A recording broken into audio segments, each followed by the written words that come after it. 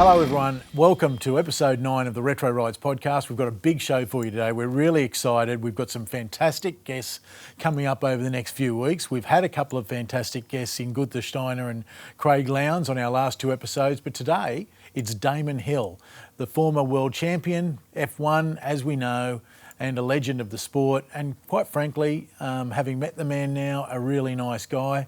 And Patrick Jackson was on the ground in Adelaide and caught up with Damon a few weeks ago.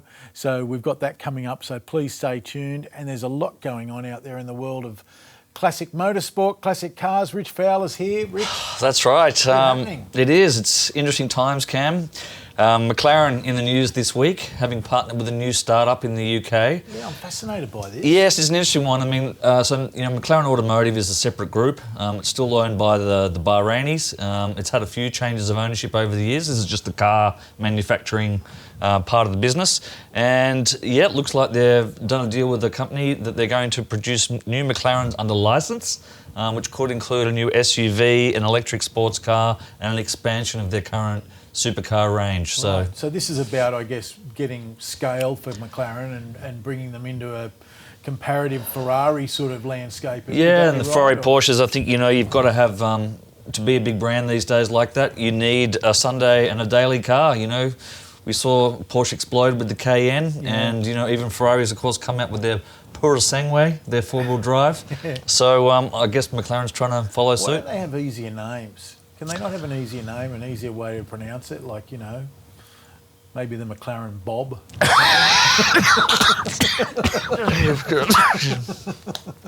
So, okay, the McLaren not a fan Bob. of the McLaren Bob. Okay, Oh, maybe something. no, I shouldn't be in the car naming game. They keep me out of the marketing team, perhaps. But well, yes, I don't know if they're going to call it the McLaren Bob, but the startup company's called 47, which is a reasonably ridiculous name. So it's possible the cars will also be similarly strangely named. They have employed 700 people already. So let's hope that one of them is in control, or that a small group of them are in control of the naming conventions. Bit of a rare entity, that one. Oh, yes. We could talk about, yes, of course, the Urus. Yeah, the Urus. The Urus. I mean, what a machine. What a name. Yeah.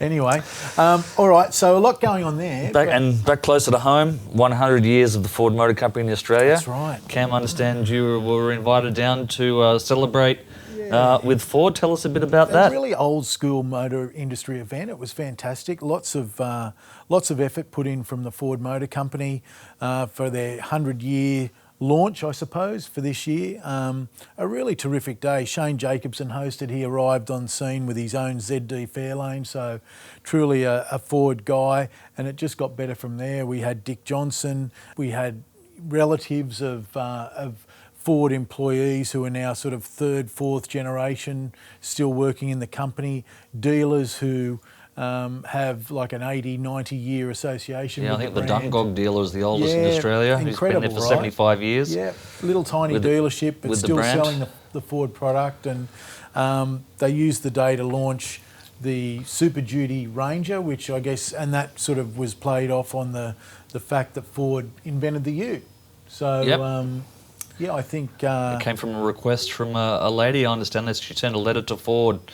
She did, yeah. 1932, maybe it was, 1932. 90-odd years ago, wow. And what she requested is something that she could take to church? Church on Sunday and take the hogs to town on Monday, or the pigs to town on Monday. To the market. So, and then I think there was a 22-year-old engineer, Lewis Brandt, at Ford, who took the 1933 Ford Coupe and basically put a back on it, and it became the Coupe Utility, which we now call the Ute. So a global invention from Ford Oz, and the latest variation of that is the Ranger Super Duty, which looks like a very cool piece of kit. And it's the first Australian Ute to carry the Super Duty name in Australia, I understand. Right. So further cementing the relationship with Ford US, and a continuation of that, of the Ute. Yep. So no, a really cool day. I will tell you, Dick Johnson was there. John Goss was there. Had a really good chat with John Goss. He's a terrific guy. And Dick was in good humour. Very funny interview took place with Dick on the day. now well into his 80s, Dick Johnson. So that was good. Some great drivers, all the modern supercar drivers there. I think even Jamie Whincup was lurking in the background with his Recently signed Ford deal. Yeah, I mean, they showed this video that actually you can find it on YouTube, folks. It was just fantastic. I mean, they got, they went right through it was an anthology of Ford, right, in Australia. They went right through the brand and, they got to the XD and the little kids in the back and the family going away with the Esky. I don't mind saying I got a bit teary. It was, direct reflection of my childhood. Mum and Dad had an XD and, it was just I thought it was a terrific event. Yeah. They put a great day on. Well, let's hope they do more in general to promote the 100 years and celebrate all the great models. Well, one other thing that came out of it was they've got a 100-year association with Geelong. So Geelong Football Club, it's the longest sporting sponsorship in the world. And it's around 100 years old, isn't It it? is 100 years old. It started when Ford started here and it's still going today. I mean, it's quite extraordinary. So, it's... there you go, some great little tales. Yeah, 100%. So all the Geelong players were there as well and all that stuff. But no, terrific day. Lots of great Ford cars, from your early V8s and US cars and XP Falcons and all sorts of stuff. Did the 80s Capri make an appearance? Or There was a Capri. Really? There was a story on the Capri. One of the girls who is in the design team in the Ranger program, her father had worked on Capri. Right. So, that was a nice little sort of story as well. All right, good stuff. So, 100 years of Ford celebrations. Fantastic day from Ford. Let's go to the news. Yes, and speaking of Ford Capris, Jake Hill, the current British Touring Car Championship, had a big weekend over at the 82nd Goodwood members meeting, campaigning a Mark III version from the 70s, a 3-litre car. Oh, yeah, nice. He took out the Gordon Spice Trophy for touring cars. Had a big weekend over there. Just some great racing with some classic cars. The weekend was marred by a bit of an incident, though. A Dirac, which is a 200 horsepower car from 1906, Edwardian era, had a bit of a slide and threw its driver out of the car and onto the tyre wall. Luckily, he is not seriously injured. And one of the things they talked about was that he was wearing motorcycle leathers, which is actually only a new introduction for those pre-war cars to allow the drivers to wear leathers because of the risk of getting thrown out. So that was an interesting test for wearing leathers in racing cars. And just back to your little moment on Jake Hill there, we will have an interview coming up with Jake Hill in a few weeks' time. Really nice young fella and been in the British Touring Car Championship for quite a few years and finally secured a championship this past year. So yeah, great, a great driver. Targa Tasmania, it's back. Well, yes, it's back, slated for November of this year with a whole bunch of regulation changes. Obviously, the last two hasn't run for 3 years, but the previous 2 years it did run. Unfortunately, 4 people passed away. They had a coronial inquest. They've moved away from Motorsport Australia, licensing that event. So now it looks like it is going to run again, but with some major restrictions. Competitors will need to do a 9-hour course a couple of days before the event. They're going to be speed limited in the wet and dry. Do we know anything about that course? A practical course or a theory? I think it's going to cover everything involved in the event, how to drive safe, what to do in the event of an accident. Just a really tight session to make sure all the drivers are properly 9 prepared. Hours. Wow. Yeah, look, I think it's the world we live in, right? I mean, we don't want people passing away in these things. It is a risky event, and they're just trying to manage the risk to get insured. I imagine. It's why I went to the Isle of Man last year, because I thought, well, one day they're going to stop these sort of events, And yeah. Well, there's a bunch of great events coming up, especially some local ones. Cam, what have we got on the? We've got on the list. We've got a bit coming up, and we did have a look through the Retro Rides community calendar, folks. Remember, you can load your events on there. We had a look through the community calendar. We can see that Tamworth Motor Show is coming up on the 17th of May. The Labor Day Bucket Rumble is in Brisbane on May 2. If you're in Brisbane, check that one out. April 27th here in Sydney, we've got the Northern Beaches Classics Hot Rods and Bike Show. Now, they've got over 160 cars coming. That's April 27th at Pittwater RSL. 160 vehicles entered so far, I believe. There's a GT350 amongst that, a Phase 1 GT, an XK120 Jag, loads of hot rods, loads of bikes, and that's Sunday, April 27 at Pittwater RSL, as I mentioned. Good stuff. And our mates, Sam, who was on a few weeks ago, we had a bad weather event in Sydney. Yes, the All Aussie Auto Show. Yeah, the All Aussie Auto Show was postponed, but that is coming up Sunday, May the 4th. May the 4th be with you. So looking forward to that one. Yeah, it's an interesting angle, that show. It's, of course, for Australian manufactured cars, Yeah. which, for those who don't know, includes things like Citroëns. the Citroëns, yeah. the Mini, the Volkswagen MGB, Beetles. the Beetles, lots of cars that were Yeah. manufactured in Lots of Australia. cars that were built Mitsubishis. Yeah, So- that we don't often think about. Yeah, We it just tend to think of... Should be good fun. Well, with that in mind, let's go to Hammer Time. Hammer time.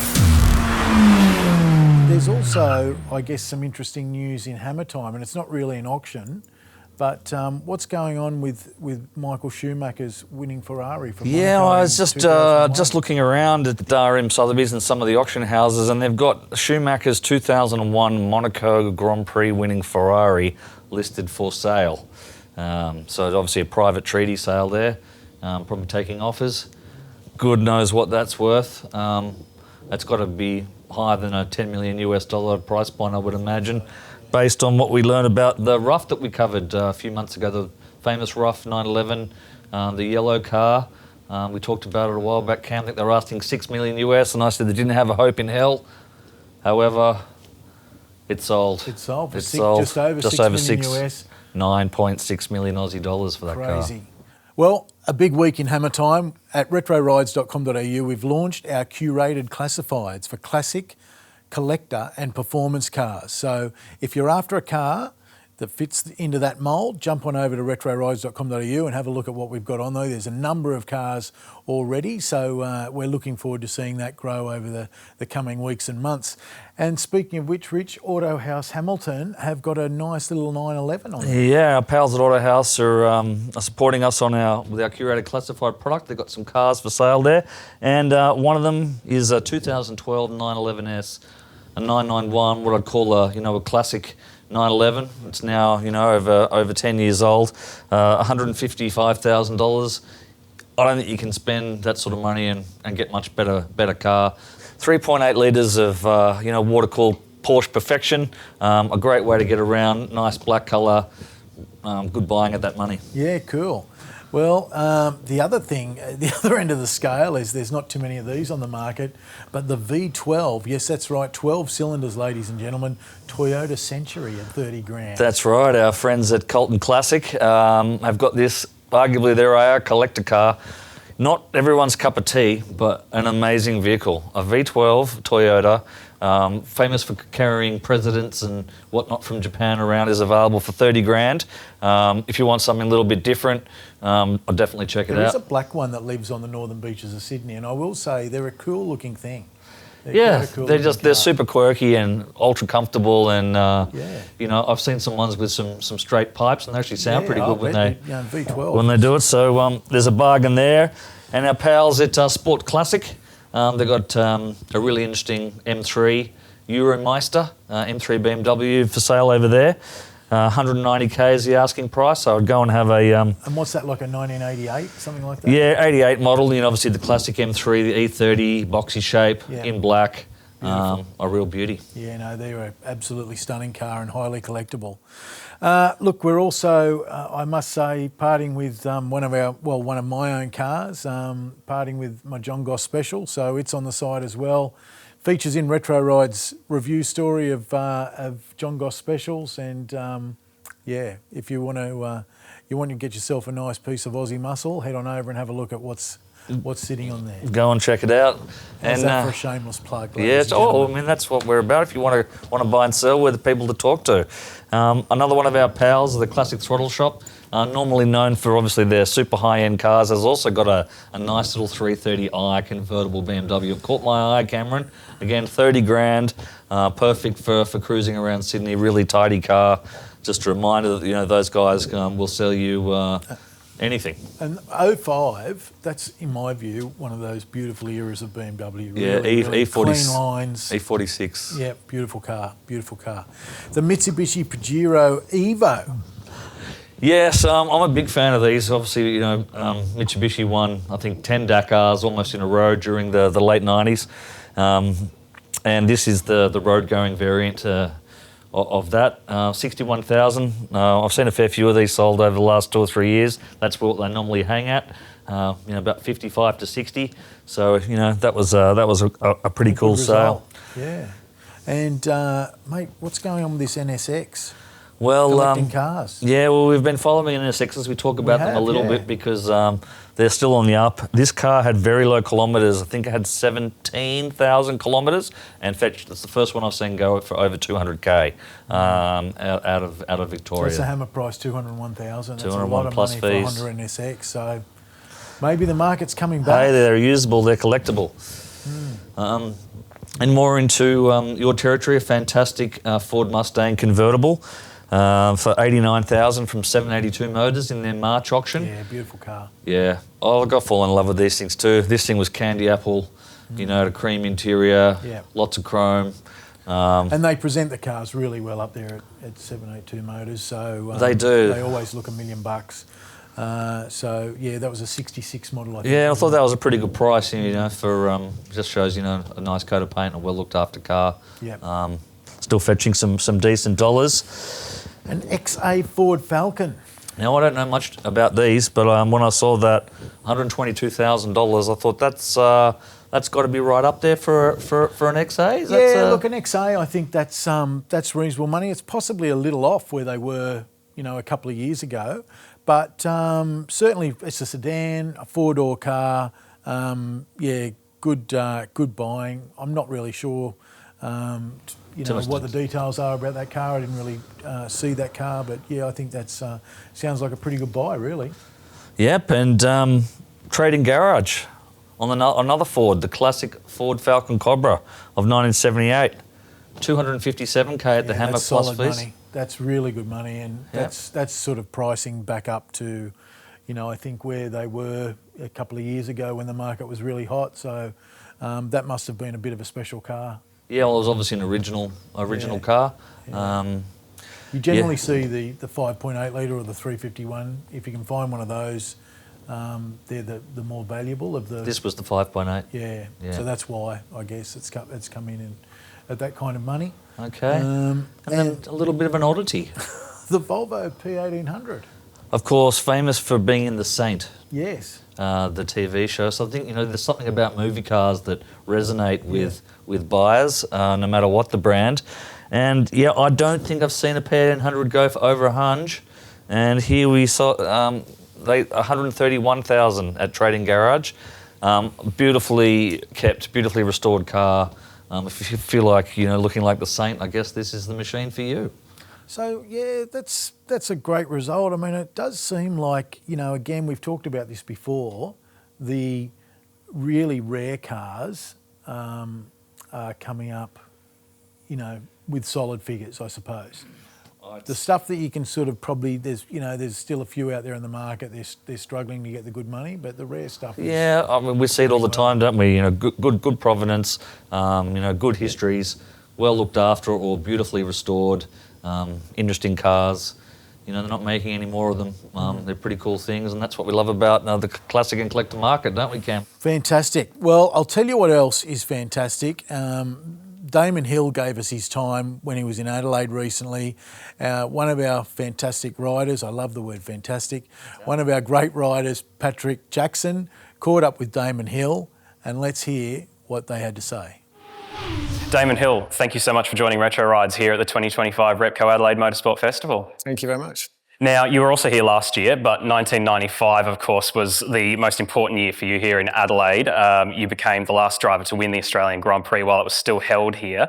What was it like to get back out on the track here at Victoria Park? Well, a bit strange, I'll be honest. I mean, first of all, the track had a slight difference to the one I raced on, but nevertheless, to go back out there and I never thought I'd be doing that again, and also not when I got out of the car I drove, which was the Brabham, which is not the one I raced in 95, but that was 33 3 years ago. And when I got out of that in Hungary, which was the last time that car was raced, I never thought I'd see it again, let alone get in it. So, it's a bit of a strange thing getting back in a car that you raced 33 years ago.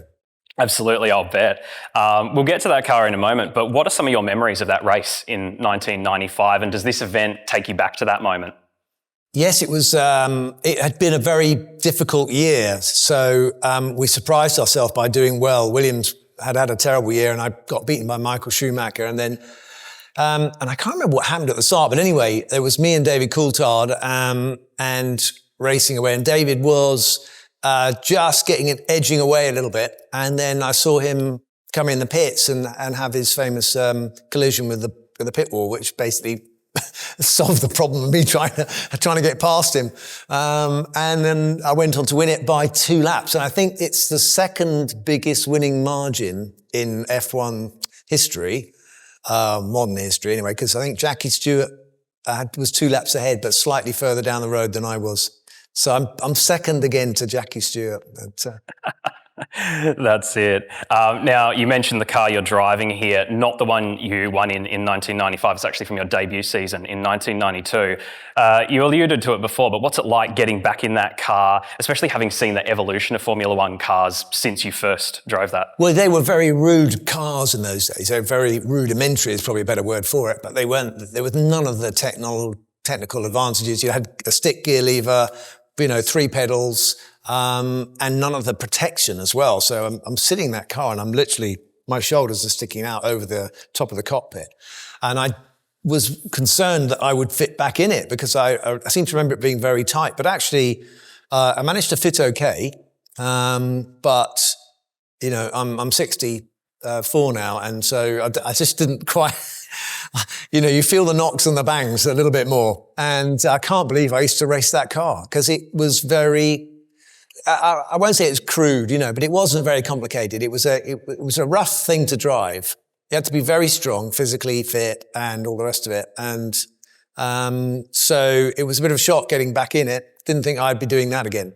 Definitely. And is there a particular car you drove during your career that kind of stands out as your favourite? Maybe one that's a little bit less rough than that? Yeah, no, I mean, my championship car that I had, the FW18, was a beautiful car to drive.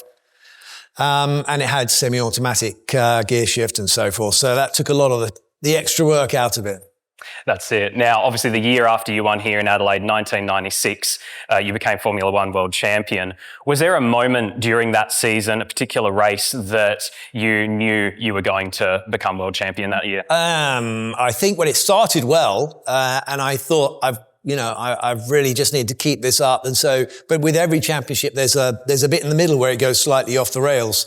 And so that happened with me, and it got close at the end, but I still had a reasonably healthy margin. So I never counted any chickens until it was done. I literally went into that race going, I don't know what's going to happen. I didn't know whether I would be world champion, or not. And I just knew I had to do a perfect job, and then we'll see what happens. And in the end, it turned out okay. So I didn't know until the very end. It certainly did turn out okay in the end. And obviously, knowing what it takes to become a world champion, is there a certain quality, a special sauce that it kind of takes to become a Formula One world champion in your eyes? Well, I can only speak for myself and say that there were opportunities for me to stop and go and do something else. And I didn't do that. I for some reason, I persevered and I didn't give up and kept trying, and eventually it came to me, I think, is the only way of putting it. The situation favoured my time, and I was in the right place there because I kept at it. But yeah, a lot of determination. They're very, very competitive people, world champions, perhaps unhealthily so. And of course, the natural ability to drive, it must be there. And then you've got varying levels of that. But you're talking about fine margins between people. And the kind of personalities, you can't look at them and say, oh, that's the way you must be as a person. If you compare Alan Prost to Nigel Mansell or to Michael Schumacher, and so they're all very different personalities. So it's not possible to say that these are the kind of people. You can't look at someone and say, he's not a world champion. You can't tell. Because you don't know what's inside until put them to the test in a world championship. So it kind of looks different in each individual driver then, I guess. Yeah, but I think there must be something more internal that could be defined. And if you could bottle it, then of course you can make loads of world champions. But that's it. Yeah. Now, would you say that 1996 season was that the highlight of your career, or was there anything else that stood out? I'm quite lucky. I think there are lots of highlights. I mean, you can say, okay, winning your first Grand Prix is one. And of course, races like 94 here in Adelaide was not a highlight, but it was a defining moment in many ways in that it was a sporting incident that became famous and kind of shaped the rivalries on the track, and then winning individual races that you feel particularly proud of. But being in Formula One, working with the Formula One team, being in the right place with a top team like Williams, Renault, with Adrian Newey looking after my car, and Patrick, Ed and Frank, being there at those times was very happy memories. Fantastic. And one last question before I let you go. It's always interesting to find out what racing drivers actually have in their own garage at home. What are you driving day to day, and do you have any special cars tucked away at home? I'm going to disappoint you. I have nothing special. I mean, you don't count a Passat all-road estate, do you? But it's not a bad car. And I've got an electric car otherwise. It's a fantastic car, can I just say. Very practical, very comfortable. But I don't have a car collection. And I'm very lucky. People ask me if I'd like to drive their car. So I don't need, they look after the cars, and then they go, like Nick Mason says, do you want me to drive my 250 GTO at Goodwood? Okay, so I'm very lucky. Fantastic. Damon Hill, thank you very much. Okay, thanks a lot. Well, there you have it, Damon Hill. And look, I guess no matter how successful you are, some of us, we're just happy with a Golf R or a Golf GTI or whatever we need. And, it doesn't always need to be a Porsche or a Lambo. That also happens, I guess, when you get to drive the fastest and coolest cars in the world after an F1 car. Nothing's ever gonna thrill you like that. No. So I guess you might as well just settle for a Golf R. Might as well just settle and get on the road and take it easy. Yeah. All right, well, look, thanks, mate. Good to see you. Thanks, everyone, for joining us. That's episode 9 done and dusted. Remember to head on over and check out our classifieds. Thanks for joining us. Please like and subscribe, and we'll see you next time.